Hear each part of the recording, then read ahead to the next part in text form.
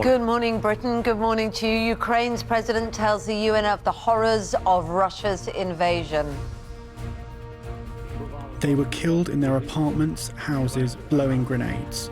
Civilians were crushed while sitting in their cars in the middle of the road, just for their pleasure. Well, the peace and beauty we find on returning to Kyiv stands in stark contrast to the horrors and destruction on the outside of the capital. Tough talk today about new sanctions that could punish Russia for these atrocities and potentially stop further problems. Meanwhile, Foreign Secretary Liz Truss will use a two-day NATO meeting in Brussels to press for further sanctions against Putin. Big guns on the show today. We're joined by the Health Secretary, Sajid Javid, the Liberal Democratic leader, Ed Davey, and Labour's leader, Keir Starmer, as the increase in national insurance takes effect as of today. And we'll be asking them all if, in the midst of a cost of living crisis, this really should be going ahead. And we're live at Manchester Airport as its managing director stands down amidst continuing chaos for passengers. Yeah, the queues, Kate, have been horrendously long and quite chaotic at times here. The airport is struggling badly with staff shortages and sickness, and there has been a suggestion that the emergency services may be called in to assist with the staffing problems. And the divorce has landed. No-fault divorces become law in England and Wales today. Will it make a legal separation too easy, though? Could it undermine the sanctity of marriage? We'll be debating that after 7. Ben Fogle reveals the untold story of the very first engagement of the Falklands conflict in 1982.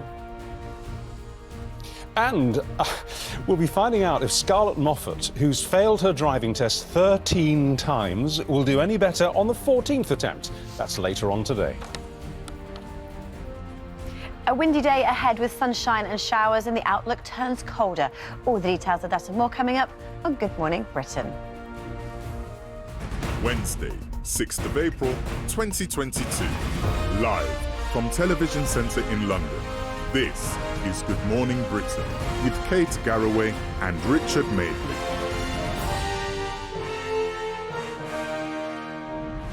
Well, good morning. It's just on 6 o'clock. Welcome to the programme.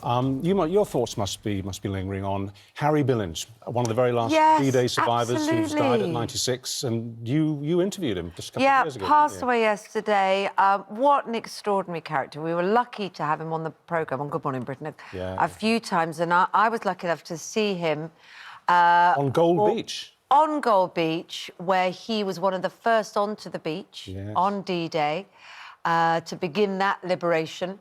And he talks so extraordinarily about the loss of life during that and the futility of war, but the importance of standing up and believing in doing what's right, and the pride he had of that day. And it was such an extraordinary day for news yesterday, with more detail coming out of Ukraine, more horrors, more calls for change, for the UN to dissolve if it can't kick Russia out. And he, after all that sacrifice, just slipped away. Yes. And you think, gosh, what a strange and frightening world we're in. I remember watching that interview you did with him, and I remember what he said when you asked him how it felt to be back, and it was very, very, very simple. Just have a look. What does it feel like to be back here? Very sad. Very sad.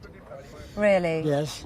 It's tough, isn't it? It's very hard for me. I must say, I do wish we'd have the chance to talk to him again, because he was as sharp as a tack right to the end. And I would have loved to have known what he would have made 70, 80 years on of the situation